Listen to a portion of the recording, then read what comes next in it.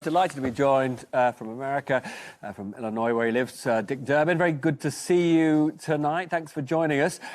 Is your man, Joe Biden, going to win? Well, I'll tell you, the polls are encouraging. But someone once said polls are like perfume, pleasant to the senses, but lethal if swallowed. We learned our lesson 4 years ago. We're not taking anything for granted. I think Biden has waged a great campaign, but we're going to be at it to the end.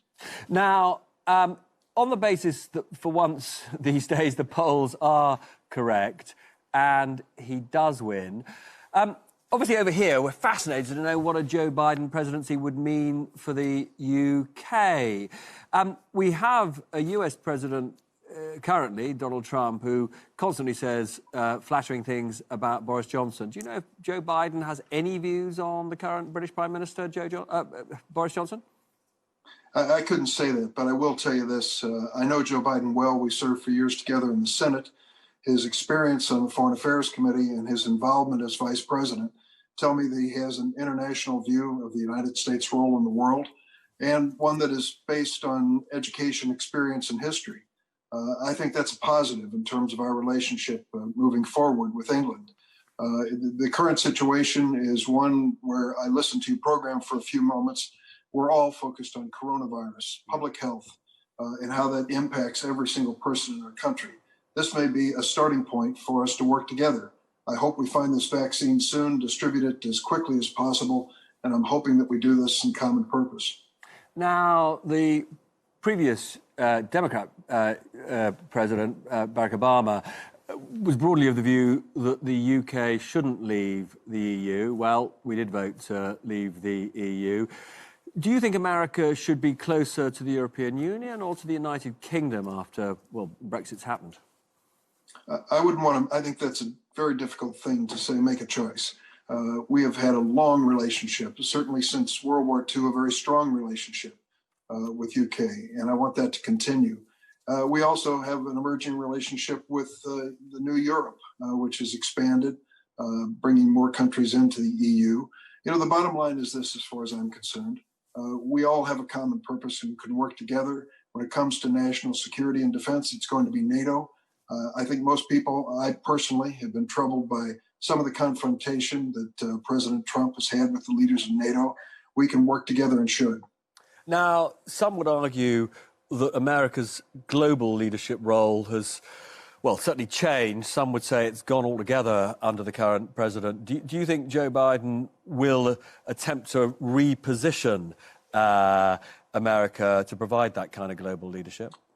If he asked for my advice, I would tell him that in the first 10 phone calls you make, a lot of those have to be to our traditional allies who've stood with us since 1945 to keep this world safe from another world war. We want to make certain that that feeling is revitalized and moves forward. I think I can trust Joe Biden and his experience to take that very seriously. Now, the current British government, Boris Johnson, is desperate to do a free trade deal with America. If the Democrats win the Senate, and that looks possible, I'm not sure whether it's probable, you know, I hope you'll tell me, you will have a very important role in deciding what kind of free trade there will be. What would you be looking to from the UK if we are to get a deal?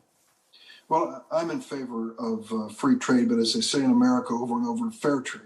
And to make certain that at the end of the day, American workers and businessmen have a good outcome. I'm sure your country feels the same. And I think we can find that common ground because if we start off with a position of trust and a long-standing economic relationship, we can point to that as a very solid beginning. And I certainly stand behind that. And in terms of Joe Biden and his ambitions in this area, I've not spoken to him personally. I'd be surprised to hear something else from him. Now, you played an important role in the confirmatory hearings for Coney Barrett, the president's, some would say, controversial, well, she's now joined the US Supreme Court. What do you think will happen if there is an inconclusive result and it goes all the way to the Supreme Court? Do you think Coney Barrett will recuse herself? She was questioned about it. She gave not very clear answers about whether or not, as a sort of last-minute political appointee, she would feel it was inappropriate to engage in the decision about effectively who wins the presidency. So you ask yourself, why would we raise this question at this moment? Well, first, it's because of the timing, the filling of this vacancy. We filled it during a pending presidential election while Americans were actually voting. That has never happened before in history. So clearly there was a sense of getting this done quickly on the Republican side and by the president. And then, of course, there's the president's tweets.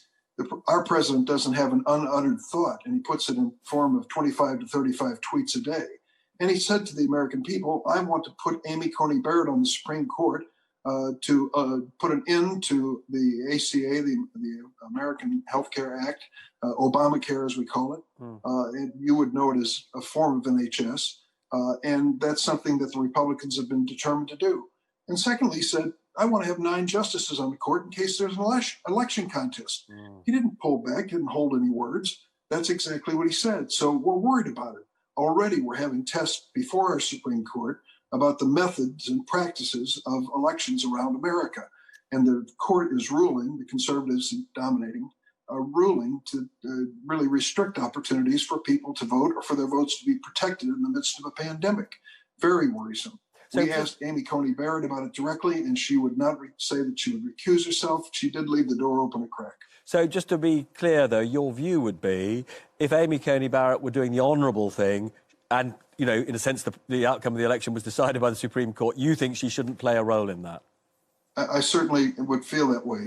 For her own integrity as well as the integrity of the court, with the president making these bald-faced statements about having 9 people on the court if there's an election contest, I would recommend to her, if she would ever ask, step aside from those decisions. Let others make them. Dick Durbin, it's really good to see you, and I hope you'll come back on the show soon. Thank you.